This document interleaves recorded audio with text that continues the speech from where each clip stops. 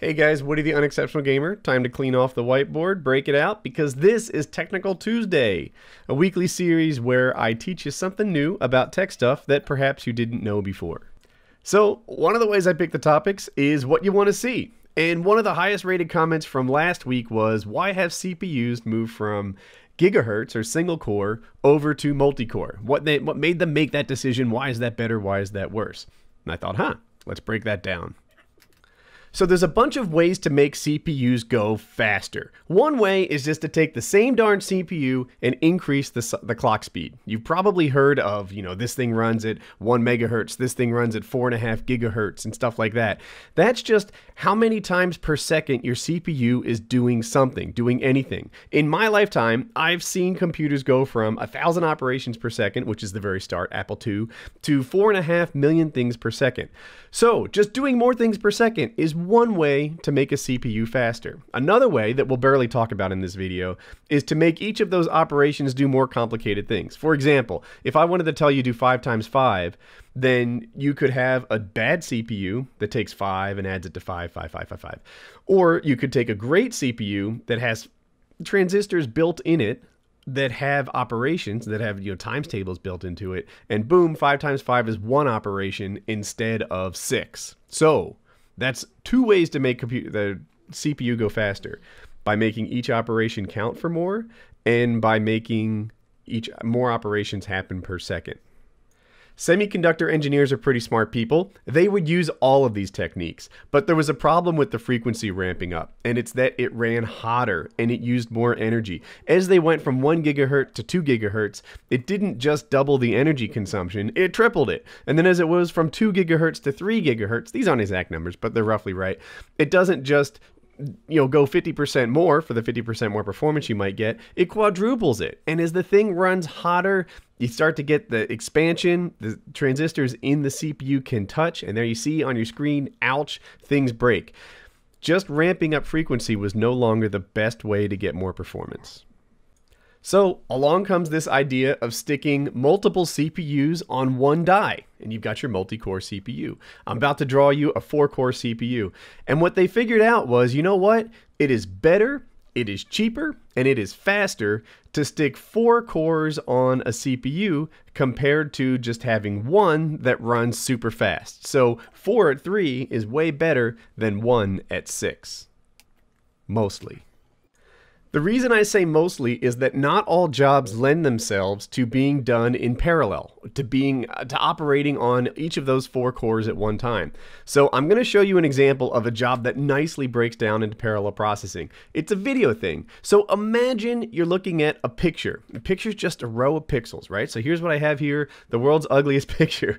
And then you wanted to take that picture and rotate it by 90 degrees. This is something that easily translates into a multi-core job. All you have to do is take the top row of pixels, make it the right column of pixels. Take the middle row, make it the middle column, and so on. That's how you would do it on a single processor. Now, let's imagine we're going to do this thing on parallel processors. We're going to get clever on this thing. Instead of just taking the row and shifting it, we're going to break it into 2 separate jobs. And as you watch me draw this, keep in mind, I operate in serial because I'm only a human. But if you were to take this in 2 jobs, now we have one picture, slice it up, and we're going to take that top row and do it there, and then take the next one and put it there. And you can kind of see what's going on here. We have 2 jobs operating on this picture at the same time, and then when it's all finished, we can combine it and we'll be good to go. In the world of video processing, whether you're making videos like I do, or whether you're creating video games or just manipulating video, there's a lot that you can do in parallel, right? There's a lot that you can do to fully take advantage of the 4 or 6 or 2 cores that your CPU has. However, there are certain kinds of jobs that don't lend themselves to being done in parallel. There are certain kinds of jobs, and they're mostly like if-then kind of problems, right? So I'm writing some code here in front of you.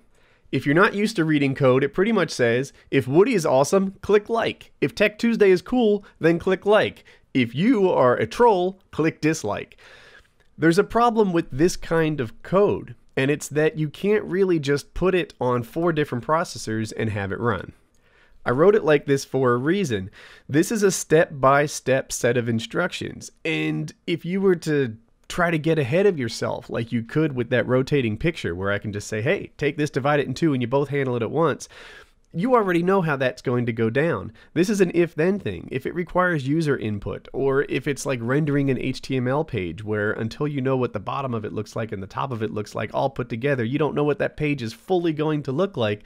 Some things just happen in serial.